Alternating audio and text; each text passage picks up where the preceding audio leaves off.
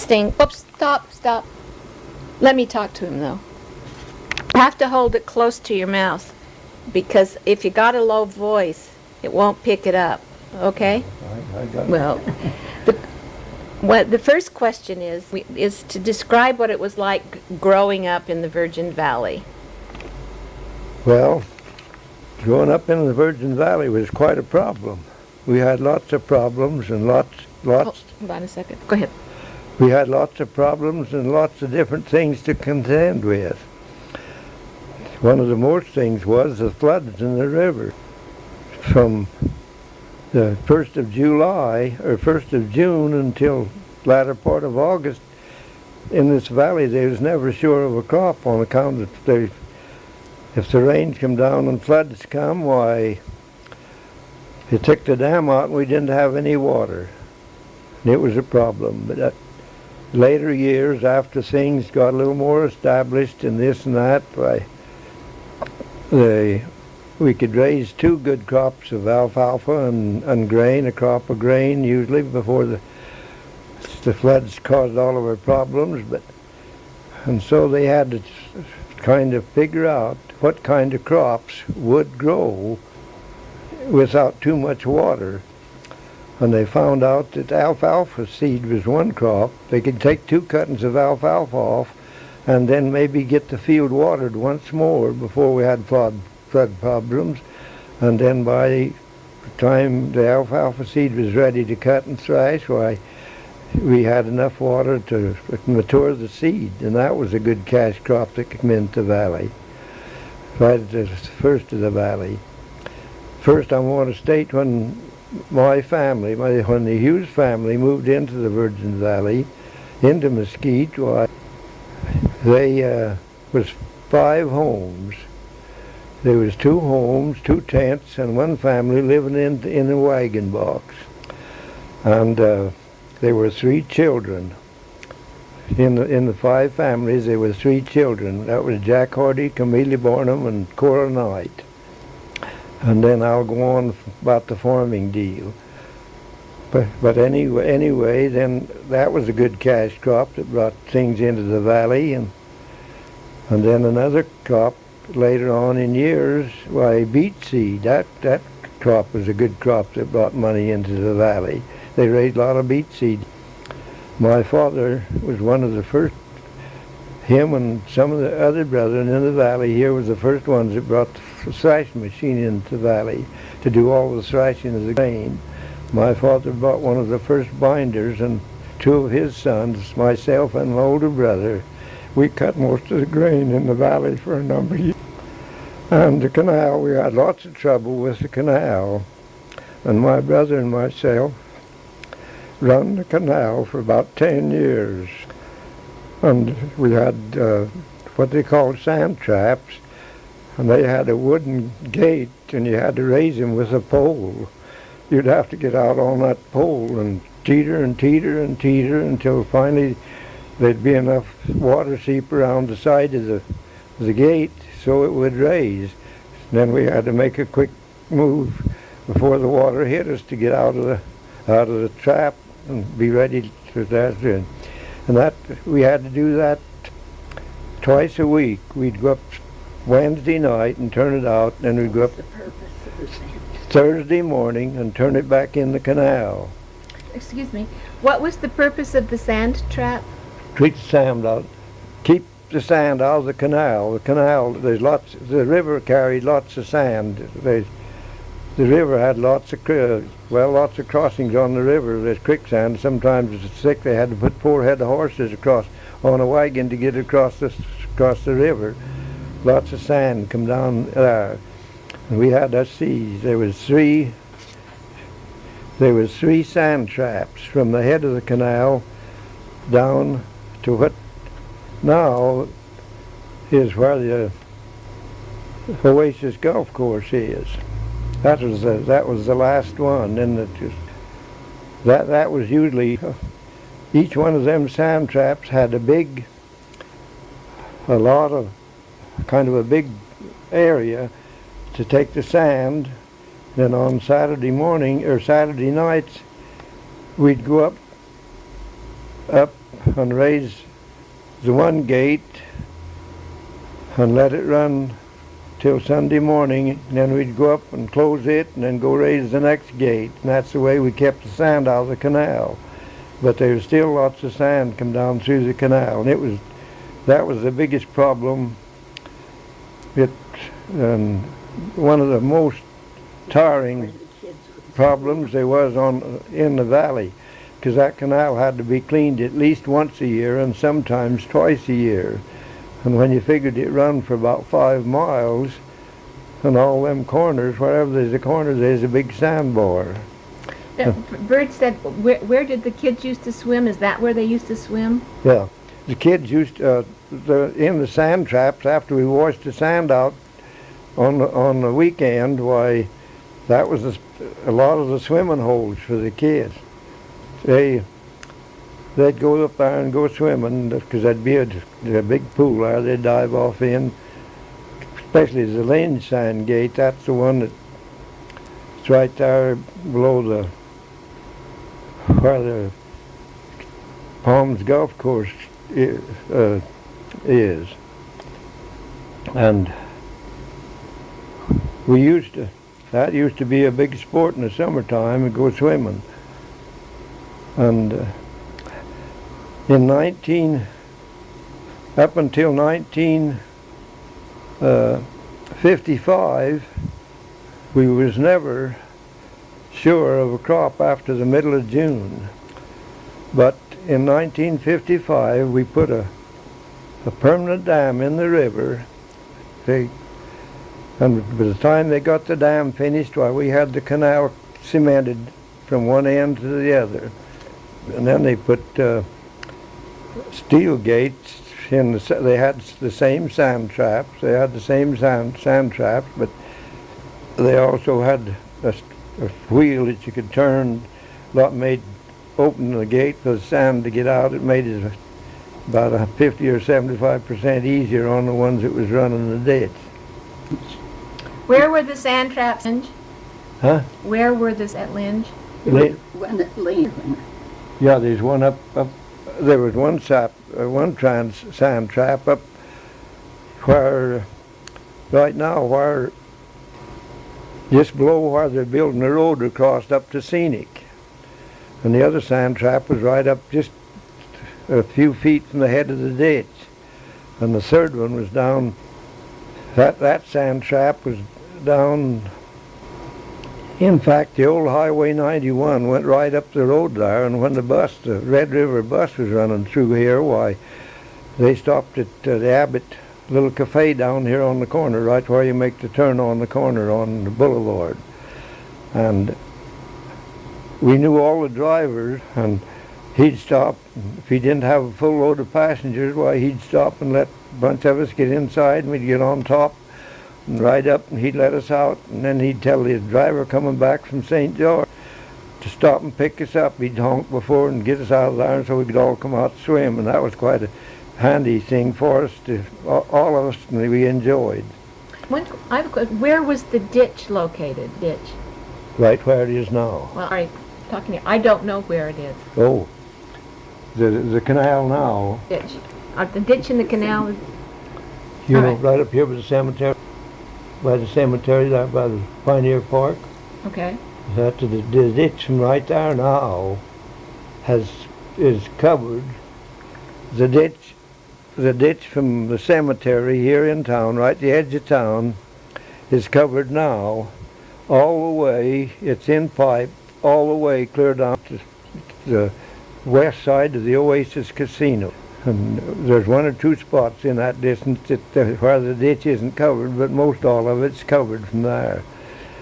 And then in later years, while we finally, when we thrashed our wheat, we had to take it to St. George to get our flour and stuff ground, and we usually took us 2 days. We had to cross the river between here and Littlefield 17 times, and it usually took us 2 days to make the trip up, and then we'd get it ground, and it'd make us 2 days to make the trip back. Was that in wagon? Everything in the valley up until, I don't remember the year, everything in the valley was done with teaming horses.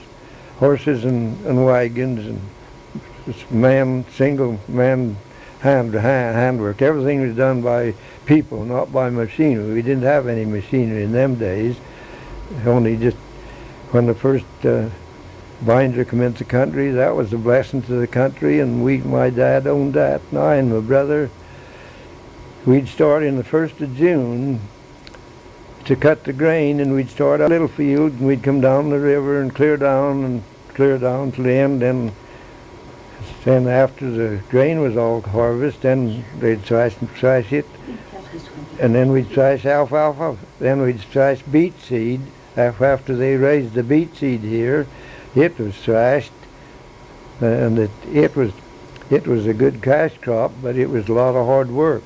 The beets grew up about 4 or 5 feet high, and just like you could almost, all the heads together, where you looked like you could almost walk across them without falling through. And the way they cut them, they had a mowing machine, had 2 horses on a mowing machine, and the mowing machine, I think, the blade was about 6 foot wide. And then they put a tin on that, on the cutter bar, and when they cut the beets, it'd fall down on that tin, and then they had a man coming along behind the tin, and he had a pitchfork, and he'd stick the pitchfork down in, and let it drag off, and then they had 2 or 3 men coming behind, and they'd pick it up and move it out, so then when the mowing machine come around the next time, why, they wouldn't run over and shatter all the beet seed out. And all of that work was done from the time you could see in the morning until about 10, 11 o'clock, when the seed started to shatter, and then we stopped and wait till the next day. And then the same thing with alfalfa seed. We do the same thing with alfalfa seed. We'd had the same mowing machine and the same tin, and we'd do the same thing, and then guys would set it out of the way, and we'd have to stop until the next day if it was due, and if it wasn't, we had to wait till it was due so it wouldn't shatter out all the seed. Everything was done by hand, and man by hand, and horses and wagons. And when you thrashed the beet seed, we had what we called slips. We had some wooden floats. After we started raising beet seed and lots of alfalfa seed, why, my father brought the first self-propelled thrashing machine in the valley.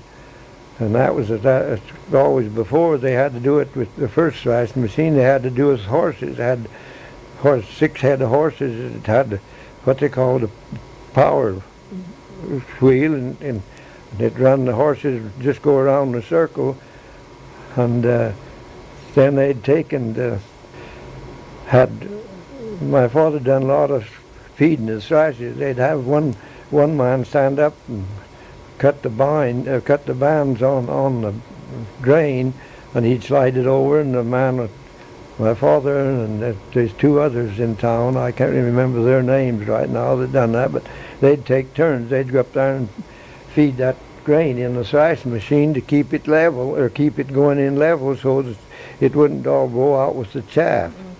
But where did you take grain? Well, alfalfa seed, but like I say, alfalfa seed was one about the first cash crops that come in here. Of course, we only got 10 cents a pound for it. And today, when we bought seed this year to plant, it cost us $375 a hundred. Where would you take the seed? Sell it? Just every different one. Usually, after they got to raising a lot of seed, we'd have to take it up to Holden, Utah. They had a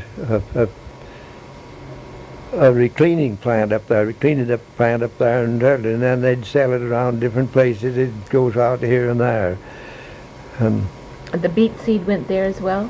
The beet seed we took to St. George. They had a building in St. George there where they'd sack it and put it in sacks, and then we'd haul it to St. George, and then they'd reclean it and sell it to farmers through Utah and Idaho and around to raise.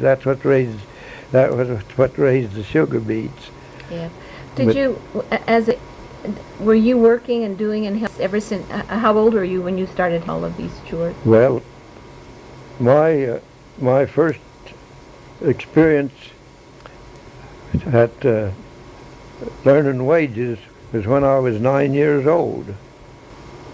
There's an old fellow up here on Highway 91 had a little fruit stand, and he raised lots of melons. And he asked my father if he had a boy that he could have to come and hoe his weeds for him after school and sent in when the melons started to grow along in April and May. And then so I went up, and he used to be a cook in the Navy, and I don't know, I never did learn whether he had a wooden leg or whether this leg was crippled, but he never went any place until he had a crutch under his right arm. He set that crutch right beside the chair where he sat, and every time he got up, why, that was the first thing he picked up was the crutch. His name was Brother Steve Lynch. He lived up right just straight down off the hill from where the Oasis clubhouse is, up to Palms Golf Course. But he had this little ranch there he had there. Then when I first went up there and told him, well, he got his hoe out. And I was just a young kid, but I always wanted to do things. I never was lazy, and I never have been lazy, but I always wanted to do things and help people. And he got his hoe and file and sharpened the hoe and took me out and showed me the melons from the weeds. And he says, let me give you a little, he showed me how to do it, and then he says, let me give you a little advice. He says, if you do it right the first time, you won't have to do it the second time. And that stayed with me all my life, and that's still the way I do. I do the best I know how to do today, and I'm pretty near 92 years old. I've never quit working. But we had, in the early day, after working all day, usually Saturday afternoon, that's the time we all went swimming. And then Saturday night, we always had a big bonfire, and we learned a lot of games. We played a lot of games. We played run sheep, we played follow the leader. But I'll tell you, when you're following the leader, they usually picked out the fastest man in the group to lead us. And if you ever got about 10 steps behind him, they had two of the fastest men on the other team, and you got Willard until you got up with the rest of them.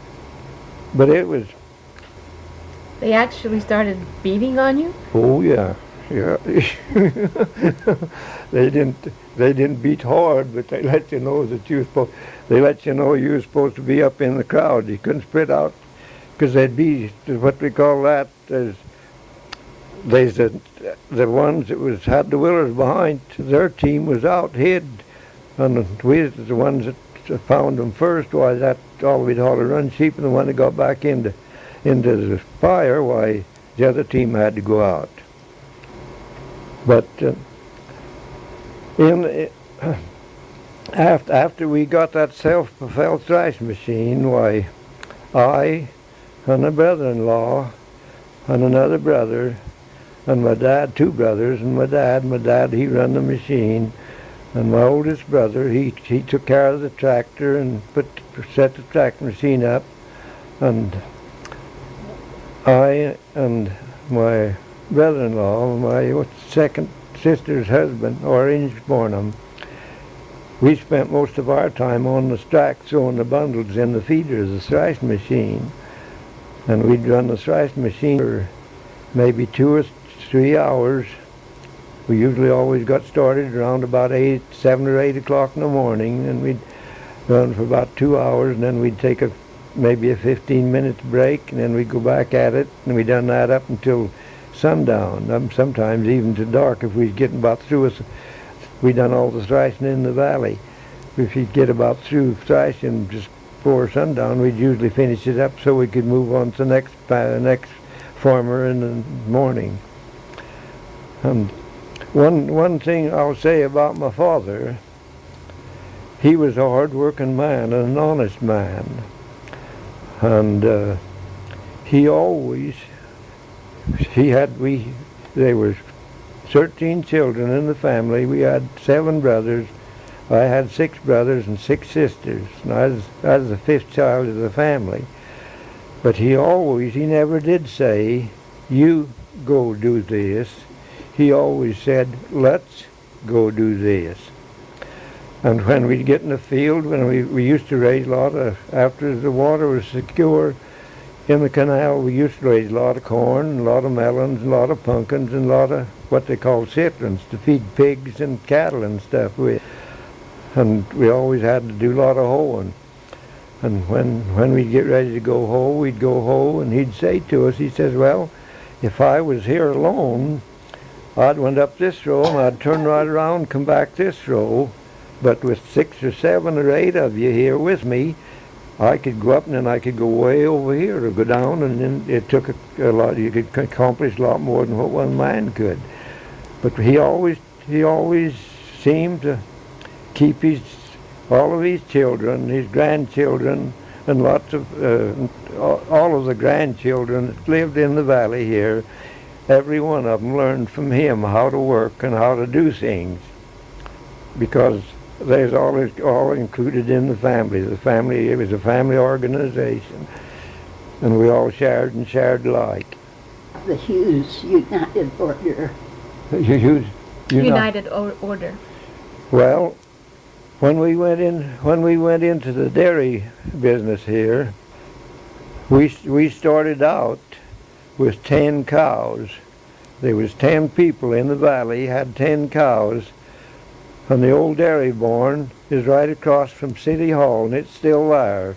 Part of it, there's people living in it, but the rest of it, I don't know whether it's just junk or what there. But anyway, the first man every morning would go in, take his cows, and go in and put up the machinery and milk his cows. Then the second man would come and all 10 of them. Then the last man, he had to take care and clean everything up, wash everything up and clean it.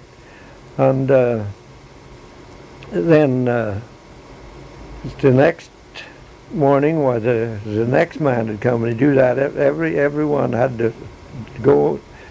Everyone had the privilege of going and starting everything, cleaning it up, and then everyone had the privilege of going and cleaning it up. But when we got our thrashing machine and this and that, and then we wanted to go into dairy business a lot, why, we left the organization, and it wasn't long until all the different ones that had the dairies, they moved on their own places, and then there was a truck come and picked the milk and stuff up. About what year was that? I can't remember just the year that happened, but 1940. Huh? About 1940 it was.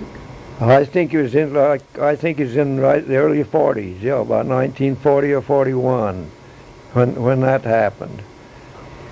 But we finally got in where we had built us our own dairy, and we started increasing our cows, and we kept going for about 2 or 3 years, and then finally we got up to where we were milking about 300 and 400 cows, and that's when we started the Hughes family. My dad and all of his children and his grandchildren, we started to live as like the United Order. We lived the United Order for pretty near 50 years. Everybody shared alike. I'm sorry, now what year? The early 40s. We're still talking the 40s now. When? Well, we sold. Well, we run the dairy for 50 years. When we sold the dairy, we was milking 700 cows, and How you used to buy everything. huh? How used to? The United Order part of it, buddy. The family, yeah, we divided. For Christmas and everything, we raised. Everybody raised pretty everybody here in the early days of the valley raised most of they had to buy their flour, or they raised their grain, and they got flour, and then we got a little grist mill that was around here for a long time. And then we raised most everything that we had. Putting every family had chickens, and they had pigs, and they had cattle, and a cow or two, and this and that.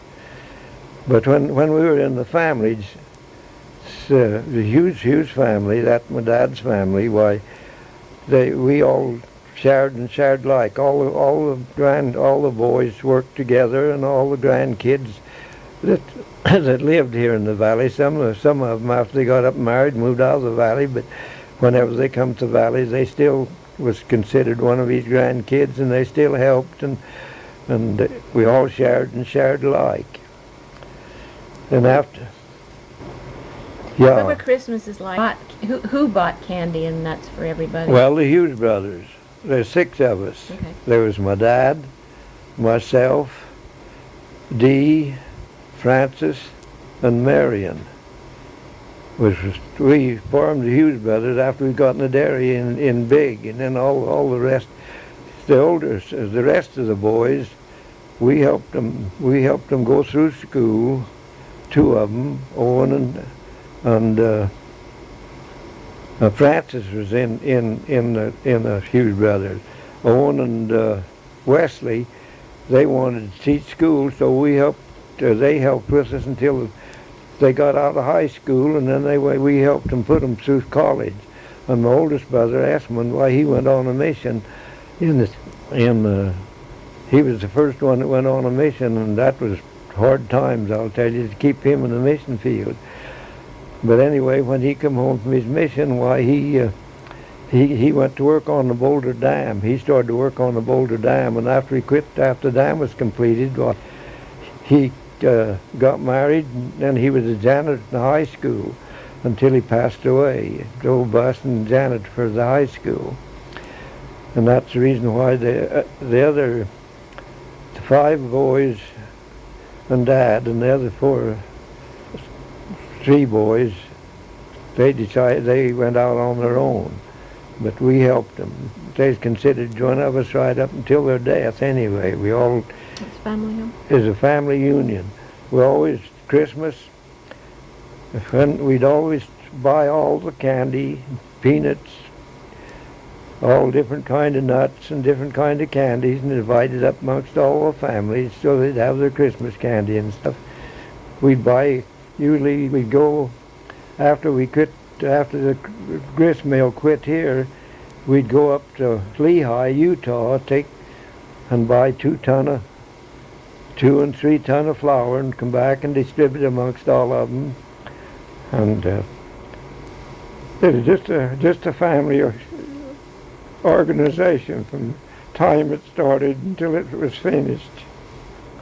We still all worked together up until just the later years. After my father passed away, why, one of the grandsons, one of the grandsons bought his share. And then when my son come home off the mission and went into the army, and when he come home from the army and got married, we took him in as a partner in the outfit. And all of the grandsons that lived here in the valley, they worked, and they got paid for their work just like everybody else. Where did you go to school? I went to school in the Virgin Valley High School. I never did. Where was it located then? Well, the first school class I went to is right straight across. Yeah, I think well, the first high school was right now where the Tanner. So you didn't go to high when it was in Bunkerville? Well, we went to high school in Bunkerville. I'll tell that later. The first when I went to high school in the first grade, was this schoolhouse was right where Tanner's, what do you call it? Pawn shop. Pawn shop. Pawn shop is. And when everything up until we got power in the valley had to be done with horses and a single-hand man.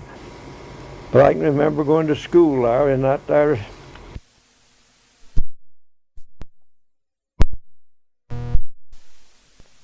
Third grade, and then they built the high school up where the elementary school is now.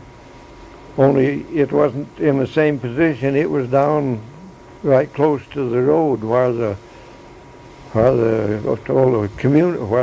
senior citizen center was before they built the new one. And one way we had of getting wood or getting money in the valley then was that all the rooms in the school had wooden stoves, and we'd go to the mountain and get wood and haul it, and we'd get $3 a ton. What mountain?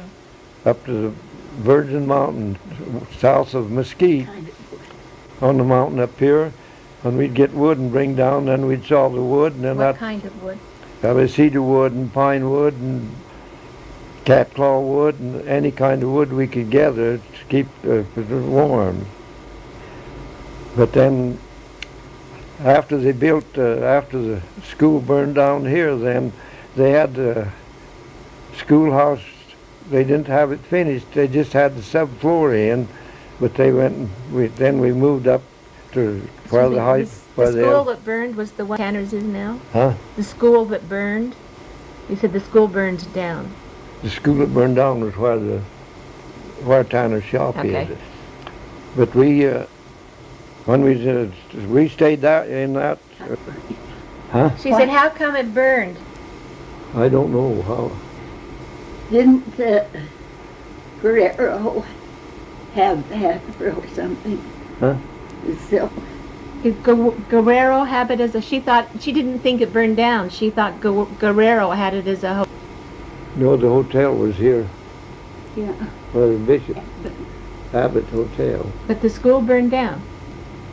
Well, I don't know what it burned down, but anyway, when they got the other one, Block school? when they got the block school, they brought a block machine in here. When they built the school after they left this location up to the other there, why, they brought a block machine in here and made cement block. And all the gravel and stuff, all the gravel was have to be hauled from across the river over on the other side of the river. On the Mesquite side is sandy, and over on the Bunkerville side is all gravel and stuff. And if you can imagine how many loads of gravel was hauled across that river, why, it'd make your hair stand out to build that high school. And I had the privilege of working on that high school from the time it started until it was finished. Was it the high school then, or was it the elementary? It was the elementary school. They had the elementary school here to the 8th grade. When you was in the 8th grade, then they went to Bunkerville. Okay. They got so many students over here. They had the whole so many. Well, I'll take that back. When we went to Bunkerville to school, then when I don't know the year that they built that school building, but there was a lot more people in Mesquite, and the more students. They about putting there twice as many students in Mesquite as what there was in Bunkerville. So then they took and brought the high school over here. I went. Did you graduate from high school? Huh? Did you graduate from high school? No, I never did graduate from high school. I graduated out of the 10th grade. Well, there's quite a few of them that didn't graduate then, because when you got up into around 16 years old, the reason I didn't graduate, when they built the road from what they call right where the standard station is up over the hill by the high school now, it was called the Lynch Hill. They was building that road up over there, and the contractor hired my dad and his team of horses to go and work on the road. And that's when I was 16 years old, and so I went. he asked his dad if he had a boy that could come and keep the brush, clear the brush out of the way, and then the stakes, when they set the stakes for the road, when the teams would go, they'd cover it, and he'd have to keep the stake uncovered so they could see how to build the grade. And I started to work there in June, right after school let out that year, and then the next worked there until about the latter part of October before they got that road done up there. I went back to school 2 days, and I was so far behind it I decided that there's no need of trying to catch up with the rest of them. So Did Tho graduate? Huh? Did Tho? I think so. I don't know whether so did. He didn't. I don't know. I know all the younger ones did. I know. I graduated too, I think. I don't know, but. What were some of the scary things when you were a kid? Huh? What were some of the scary things? The dairy? Scary. Scary. Dairy. No, scary. Frightening. Frightening, the most frightening thing? Yeah, when you were young. Well, we was always scared of tomcats. There's lots of cats. There's lots of cats in the valley here. And when I and my 2 brothers slept in a tent after we all lived in a one-room 16 by 16 home until we bought this tent. When we were working on the road up from Arizona up to the Utah state line, why I and my brother each bought a tent, and when we got married, we lived in a tent for a while.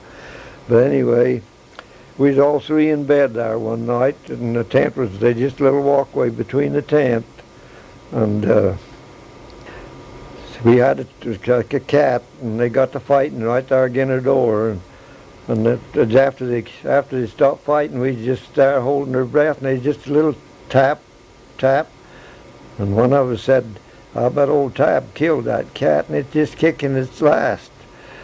But just about that time, why, the bed fell, and we wasn't in the bed when it hit the ground. We was standing up on the floor of the tent.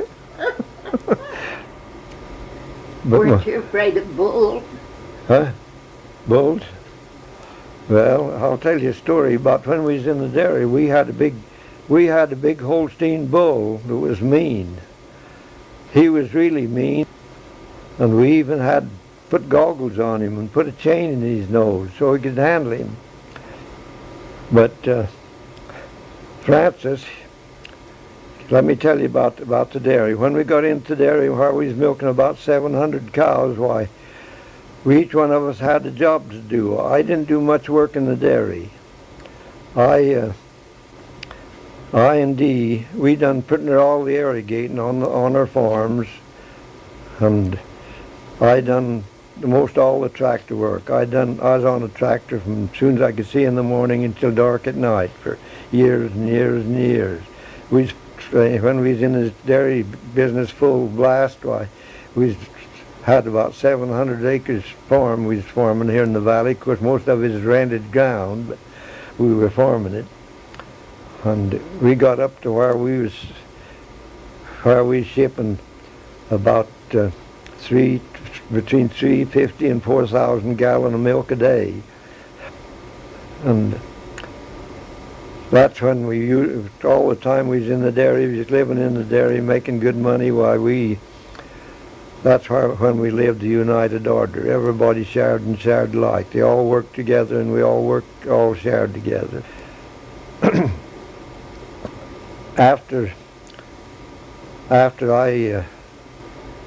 I worked all my life, I didn't ever seem like after I worked on that job up over the hill there, why, I never had no problem of finding a job.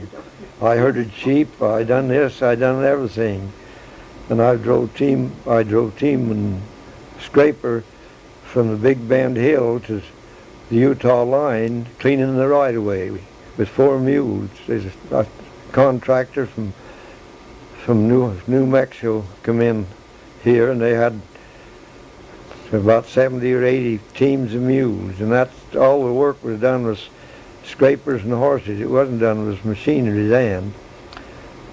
And I worked there for about 6 months. From the time we started on that road there up until it was finished to the Utah line. Sometimes we'd get paid, and sometimes our checks wouldn't be any good until the next estimate went in. We didn't have too much money. We always had some coming, but we never had much to handle. Bert has a note on here about the Arvada property. That Arvada property, that one to Jimmy Hughes, and that's my brother.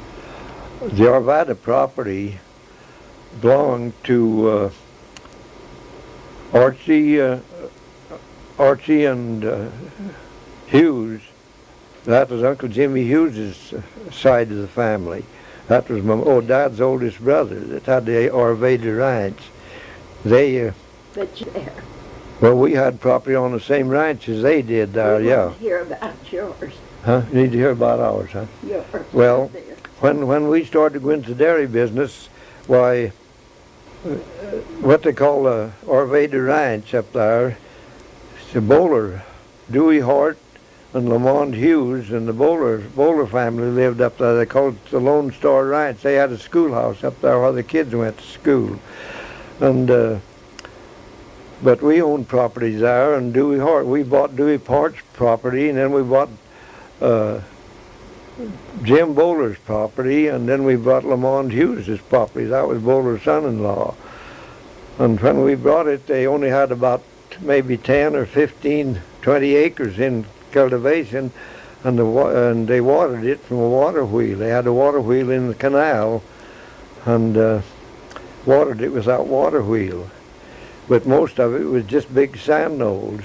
From the time we got it, and time we stopped, sold out, and in the dairy business started, why we had about they put near 100 acres under cultivation there, and most of it was done by scrapers. And after tractors come in the country, all of it was leveled off by scrapers and tractors. And Royal Levitt had a big number 6 cat. We didn't have no engineers to level it. All we could do was just go in and cut the brush off and dig the stumps out, and then he'd go in and push the brush and stuff out with his big cat, and then after he'd get it leveled down, and so we could go with our tractors. Then we went with our tractors. Sometimes we'd have 5 and 6 tractors in one separate ground there, leveling the ground, getting it ready so we could farm it. What did you put? After we got it formed, and then that's when we was in the dairy business, and we raised putting her all over feed. After the dam was put in, and the later years, and when we was in the dairy business, why we raised putting her all over feed. We never did raise much grain. We always bought our grain, but we did raise most all of our other feed that we.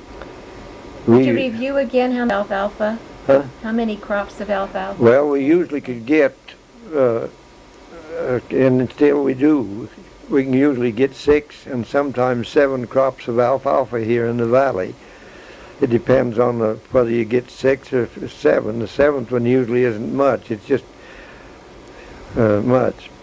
When did you get out of Well, I don't know. It was, we sold, after we got out of the dairy business, after my father passed away, and my son and my brother's son come into the dairy business. Why, we worked that for a number of years, and then we got into where we was milking up 700 cows, and then when we sold out, why, we sold to a California outfit. But you don't remember what year it was? I don't remember the year, but would you remember when?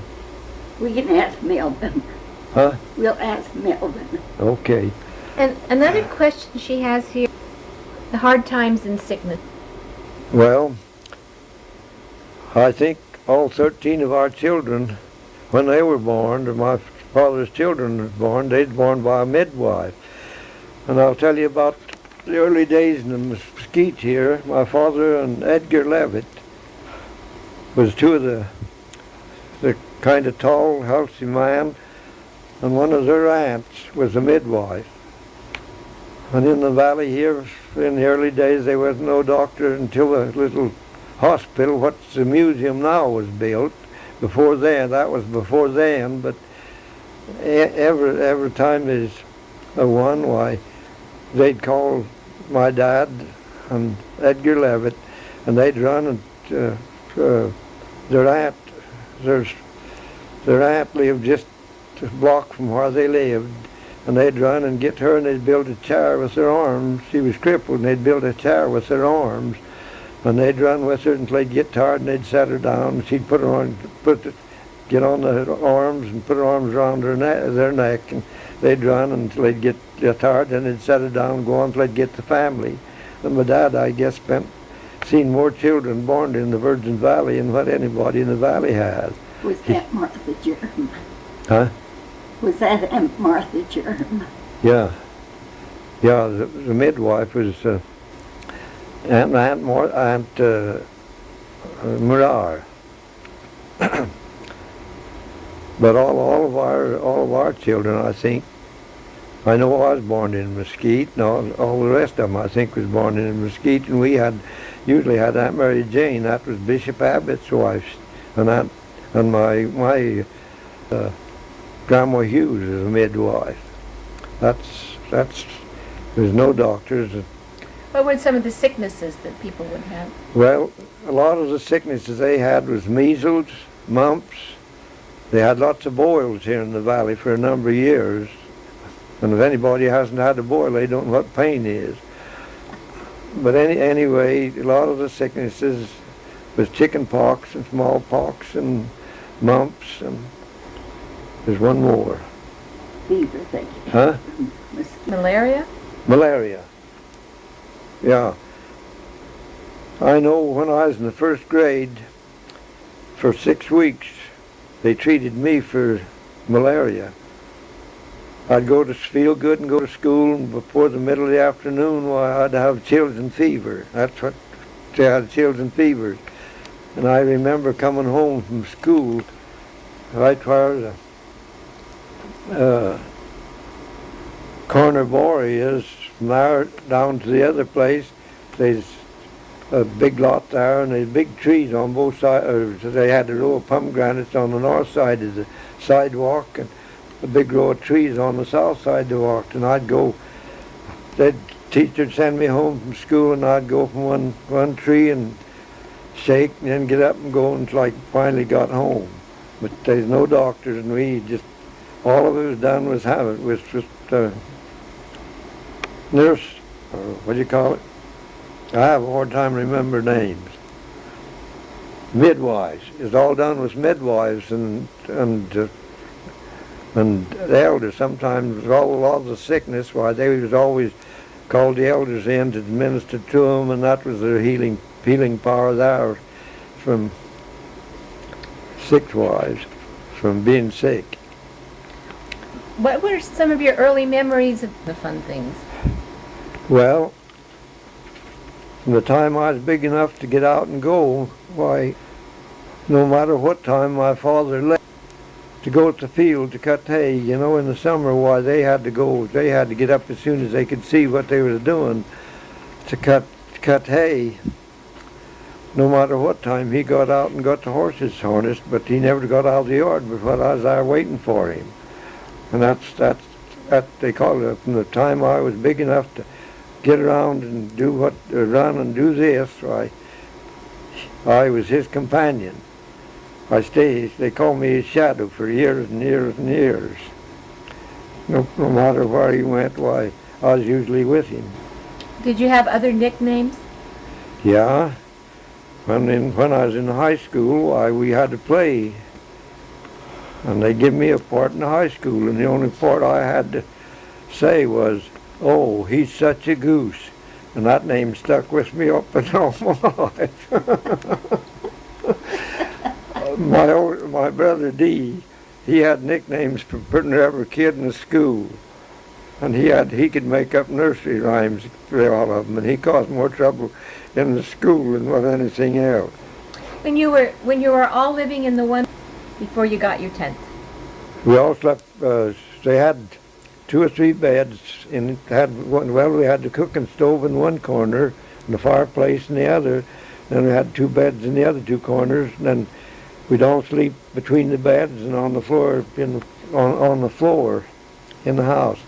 And lots of times there's relatives coming, there's room for them too, and we even had time. Of course, after we'd get up in the morning, we'd always put the beds out under the other beds and pile them up under the other beds until we got the tent. And when we got the tent, all the boys usually slept in the tent.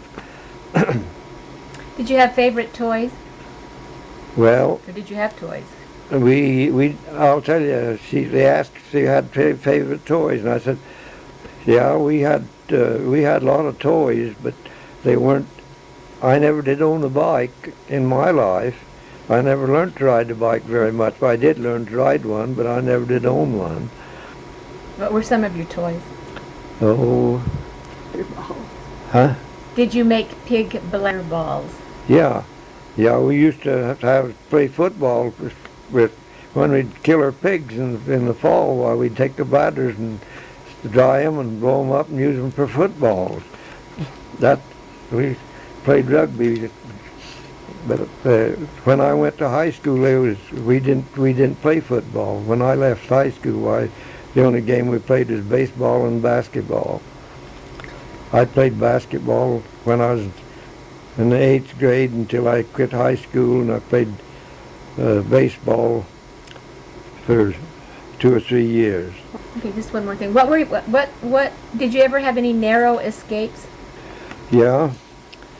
When we was building the elementary school, while the elementary school is, like I said, we had to haul the sand and cross the river, the blocks, but I worked on that from the time it started till it finished, and when the boss and I in the shop, while they had the shop for the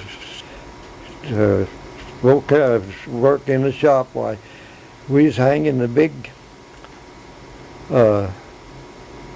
steel door. The door weighed a ton. The steel door for the shop weighed a ton, and about half of it was solid steel, and the other half had windows about 2 foot square from there to the top. And I and this boss had the door standing up on rollers, and it lacked just about 1/8 of an inch of going in the hinges. We had to fit it in. And so he took the hammer and tapped it just a little bit, and when he tipped the hammer, it slipped on the rollers and fell. And I was right in the middle of it, and I dodged through one of the holes in the door. I had my carpenter overalls on and a steel-handled hammer, and that steel-handled hammer it broke. It just doubled it up in a U. And I got a broken foot out of that. That's the first bone I ever had broken in that broken foot. But there happened to be a double jack laying on the floor, and the door laid on the double jack, or it'd probably cut my foot off. But I was in crutches for about 6 weeks. But just as soon as I was able to get around on crutches, why the boss had me come back, and I worked until it's completed and finished. I finished all the cement on the bridge across the wash. It's standing now right there by the community center. What are the activities that you do now? What activities I do now? Mm-hmm. Well, all my life, for about 25 years of my life, I worked on construction, building on road construction and bridge construction. I worked on the bridge across the Virgin River, down at that riverside. From the time it started till it was finished, I worked on the corner bar. I worked on what they call the freezer fay. It's down there. I don't know what the name of it you call it now, from the start to finish. And I worked on doing the cement on the first 2 blocks that was ever cemented in Mesquite. 2 blocks, done the cement work on, finished the cement on the curb and gutter and sidewalk. and about lots of houses here in town. I put in lots of sidewalks and lots of curb and gutter, or lots of driveways into the yards. But now, with the, What I do now today, you help your family and what? yeah, I and my son, we just, he was in the dairy business at the time he hired until we sold it. And he has two. And which son is this? Melvin, the oldest son, Melvin, and he's got 2 stainless steel knees. After we went out of the dairy business, we had a lot of, when we sold the dairy, we had a lot of feed left. We sold it to a California outfit, and they just bought the cows the first year and rented the facilities, and we furnished them all with the feed. But the grain, they had to haul in the grain, but we furnished them all. We raised all the silage and all the oat hay and all the alfalfa hay and they needed. And then when they went the second year, they bought out the dairy, and then we still raised the feed, and they milked here for about 5 years, and then they left and went back to California. And the dairy is where all the houses is now, east of Mesquite Drive. Where? Oh boy, I'll think of it in a minute. Okay, well go ahead and finish telling us what you were saying. And so then, when they left town, when the city run them out of town, we had milking the 700 cows. Only they only bought 500 milking cows, and then we had all the young stuff and things to sell, and then when they bought the property, why, we had a big pit down the lower end had a farm there about 20 acres there, and had a big pit down there that when we built the big barn, we was milking, where we could milk about 20 cows at a time. Why, we had barn where the cows walked in, we had a holding corral that hold 90 cows, and we had it all covered, and we had a sprinkler system that we'd run the cows in there and turn the sprinklers on before they'd go in the dairy. But now what do you do? By the way, where was the dairy located? Right up the block here, just a block out here, right where. Okay. But what do you do now to keep busy? Well, I and my son Melvin now, we just project. We got, there's LaRue Pollock, or Leon Pollock here, his widow owns about 20 acres of ground, 25 acres of ground here in town. In fact, part of it we sold to her when we went out of the dairy, and sold to him, and then he had cancer and heart surgery and died, and the widow's got it, and now we're taking care of her ground for her. She's got 25 acres, and we... Huh? What do you grow there?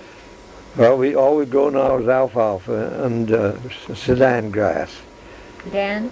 Mm-hmm. And what kind of sport you like? Huh? What? Sports. What kind of sports do you like?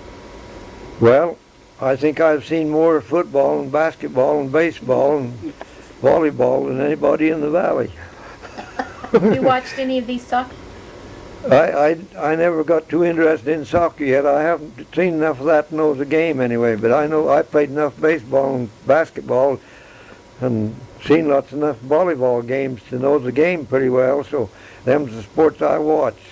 Okay. And my son, for 30 years now, he's been keeping scores and things on putting her all the football games and putting her all of the basketball games and putting her all of the baseball games, helping.